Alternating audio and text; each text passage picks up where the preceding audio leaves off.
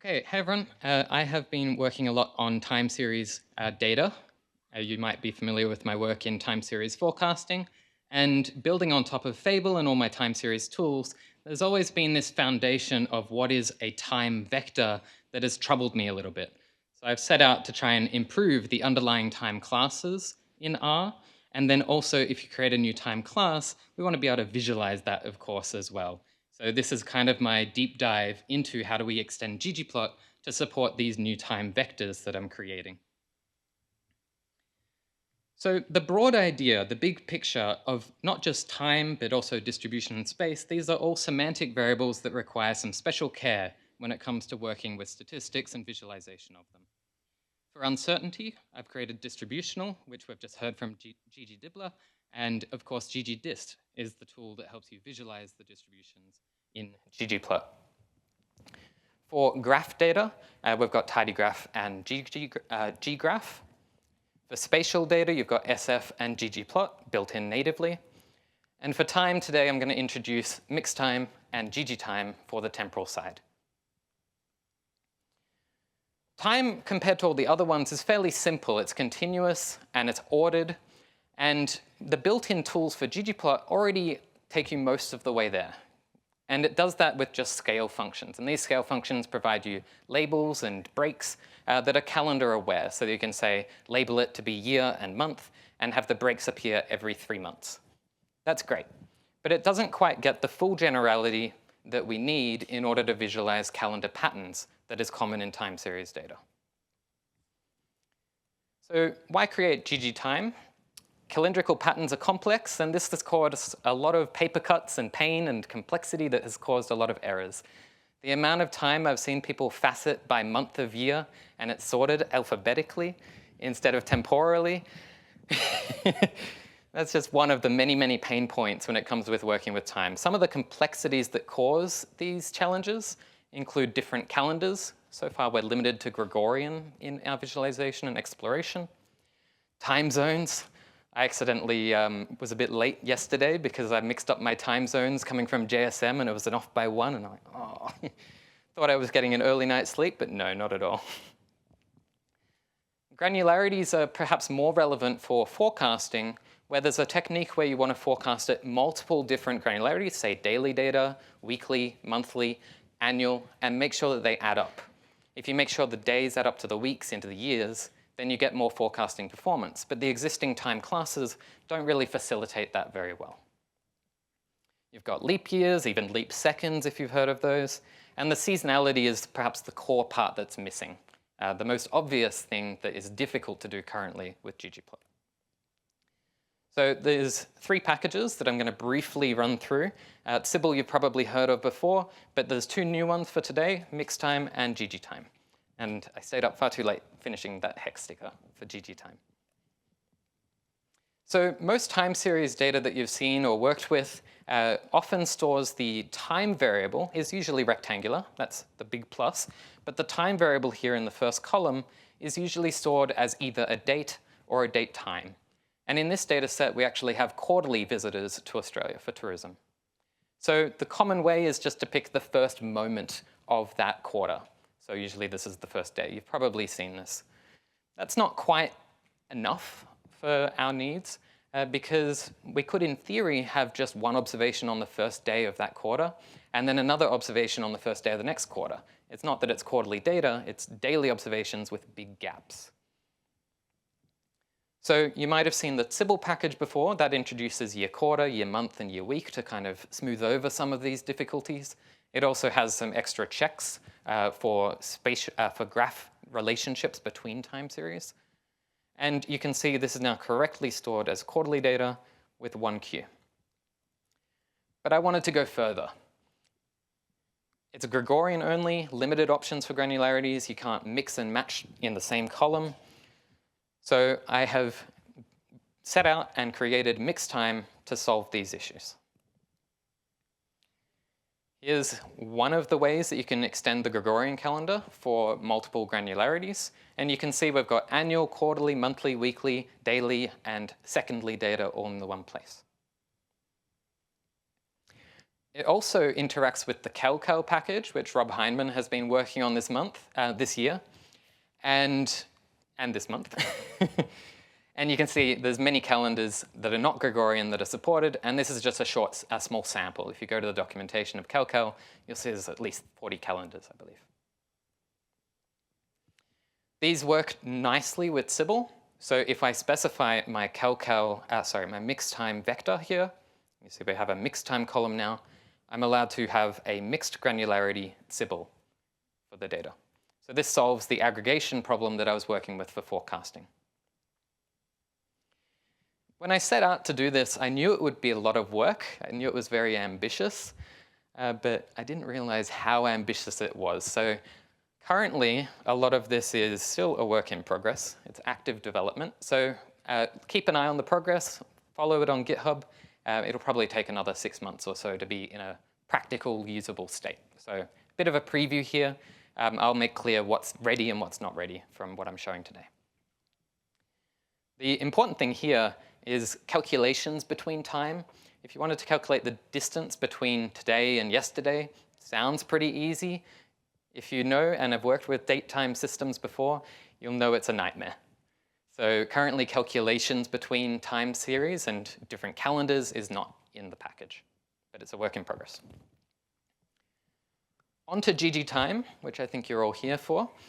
There's two types of ggtime functions in the package. The first of which is plot helpers, and these are really useful for when you're doing a data analysis and you just really want to quickly see the data with a basic plot. There's common types of plots that we often use that I'll walk through. The other type of ggtime function is grammar extensions, and these directly integrate with the ggplot grammar to support new features such as a time-aware line, so it adjusts for time zones. You might have candle plots for your financial data. Different scale, facet, position. There's a whole lot of extension points to ggplot that have been adjusted with ggtime. You might not have seen this distinction before, so I wanted to highlight some of the differences between these two types. A plot helper is about what is being plotted. I want to plot a time plot or a season plot, a subseries plot. But the grammar extensions are more about how you plot it. I'm using a line, the x-axis is going to be done continuously or cyclically, and that is a more flexible approach to visualize your data. So the single functions for plot helpers are very convenient for your analysis, but the compositional nature of the grammar, which we all appreciate, can allow you to create anything for data visualization. So there's limited options for plot helpers. You can do anything with grammar extensions, and the trade-off here is complexity. So if you're just starting, all of the plot helpers I'm showing are in ggtime, ready to use. And the grammar extensions are not just more complex for you to learn and use, but more complex for me to make, so they're still a work in progress. In addition for that, the types of common plots that we use for time series can be broken into two main categories. You've got linear time plots and cyclical time plots. And these describe different patterns of the data across calendar structures. The main difference here is that linear plots show time as a continuous dimension, and that's essentially the limit, the extent to what ggplot already allows you to do, without the different calendars and granularities that I've just mentioned. The new stuff that you might not have been able to visualize so easily before is circular time plots, and they allow you to visualize circular patterns like seasonality throughout the year, day, week, etc. How this works is that you have a continuous axis of time, but you loop over different years. So you might have the first year of data, and then the second year of data starts from the beginning again and repeats. We'll see some examples. Hopefully it'll be a bit clearer. Starting with time plots, we use the autoplot function for this. You've probably seen a time plot like this before, especially if you've not used data science. Everyone knows this time plot now. Because of COVID-19. The weekly reports or daily data coming in was always visualized with a time plot. So here we pass in that Sybil data structure into autoplot, and it knows how to produce this plot. The mapping of the grammar for this is that we have time on the continuous axis on x, and the data that we're visualizing on the y-axis. In time series, and especially forecasting, we have something known as a forecast plot. This is simply just a time plot. There's nothing special about this plot other than we're visualizing uncertainty in the data as well, or in the predictions. So in Fable, you might produce a forecast from an ETS model and then plot it with the historical data. So this again uses autoplot, but it knows, because we're using a forecast with distributions inside it, how to plot that. If you're doing it with the grammar, we can use the lovely ggdist package, which allows you to do this line ribbon, which is the common style of visualizing uncertainty in time and data. So instead of y just being observations, like I've got for the historical data, we can use ydist to visualize the full distribution. All right, this is the seasonal plot. So this is the cyclical structure. I've taken that same data line, this one here, and I've cut it up into years and stacked those years on top of the same x-axis. And what this allows you to see is the shape of the seasonality. If I went to this plot and asked you, when is those peaks? What quarter has the maximum number of beer production in Australia? You wouldn't be able to tell so easily. You'd have to trace it down to the x-axis, and there's not enough labels to understand or identify the peaks and the peaks and the troughs. So by looping around the seasons, we can see that Q4 has the maximum number of production of beer, and Q2 has the minimum. And to do this, we are now mapping x. Rather than mapping it continuously, it's time within some other unit of time, say time in a year.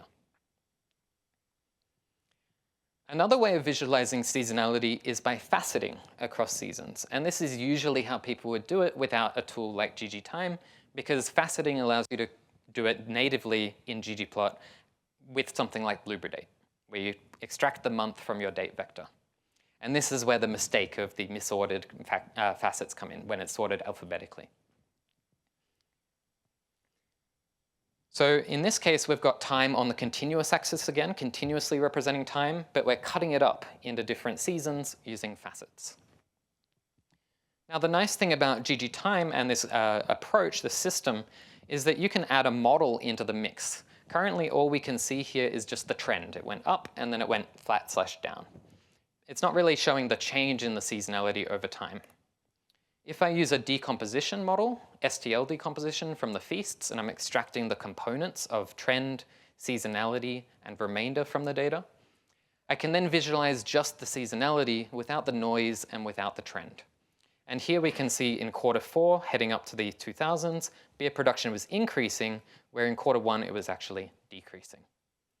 So there's some variation in the shape of the seasonality over time as well. Okay, onto grammar extensions. So they're all the plot helpers, and they are ready to go. If you download ggtime, you can use all of those features. For grammar extensions, it's a lot more difficult for both me and you. But the idea of this is that it's composable, so that we can interact and create custom graphics for visualizing your time series, rather than the standard defaults that I'm able to produce with helpers. With the grammar, you can produce much more than I can even imagine possible when I create the software. The other one I wanted to highlight here is that it works well with other grammar extensions. The philosophy of ggtime is to only work on the time dimension. So if you put distributions on the y-axis with ggdist, it should work with that too. So some of the geometries in the software, we've got geom timeline. It behaves very similarly to geom line, but you can see these dashed lines forward and backwards. This represents the time zone jumps when it's in civil time. So this interacts with the position and specifically the offset aesthetic. So if your time offset changes as you go between time zones, this geometry can represent those offset changes. Candles use stat candle as a statistic, not in the package yet, geom timeline is. And it calculates the summaries of what was the starting value, the ending value, minimum and maximum to build that candle. Back to geom timeline, it solves a problem when interacted with position. If we're trying to do this looping chart and we loop by 24 hours in a day, or so you think, when you've got a leap, when you move time zones off daylight savings, you've suddenly got 25 hours. When you go back, now it's 23 hours in the day. If we use position time civil with those dashed lines, it will align the seasonal pattern that occurs over the day, because of course people don't really apply or use the exact time, 24 hours in a day. They use whatever it says on their clock. So they still go to work at 9 a.m. even if it's shifted forward or back 1 hour. If you've worked with ggplot for date scales, you might know these three. If you've worked with Sybil, you've got another 3 to remember. If I'm working with mixed time and I've got 40 calendars and I've got any number of aggregations that you might imagine, we could end up with thousands of these scales. Fortunately not. The mixed time, ggtime combination, because everything is stored as a mixed time and it's a semantic variable, we can just use scale, x, y, color, mixed time. And it uses the common elements of the calendar, like what is a month, what is a day, how is it continuous, in order to label and set breaks for those things. So you've got labels and breaks, which is all from ggplot. But there's also other alignment options for scales. So you can align time and warp time. I'll speed up a little bit. One of the real pain points with different granularities is because the data previously would align to the first day of the month, you would have the annual aggregates shifted to the left of where you'd expect it to be. So these blue dots would represent the annual data when it's like 2016-01-01, and the underlying data might be monthly data or daily data. So you have this left alignment by default. When you use mixed time, the time align option, or there should be a time align, will align however you like on a range from 0 to 1. So if you want it left aligned, you could do 0. By default, it's going to center align on temporal mass, which I think is more sensible.